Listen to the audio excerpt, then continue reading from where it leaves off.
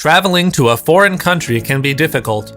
In this video, we'll show you how to easily collect your pre-booked Bahntix tickets at the DB machine.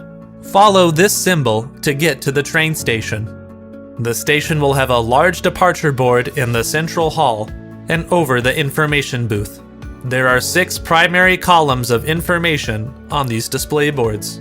Train number, intermediate stops, final destination for train, track or platform, additional information.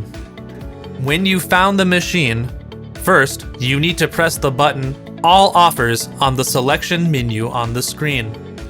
Please choose Pre-booked Tickets in the bottom right corner to get to the next screen and tap Collection of Pre-booked Tickets, Bahntix. After that, you get to choose between various authentication methods. To type in your order, please press the corresponding button. Enter your order code and press the button Next. The following screen shows all your pre-booked orders. Please select the order you want to print and confirm your selection by touching Print Now. The machine shows how many documents are being printed for you. Please check them as soon as they are printed.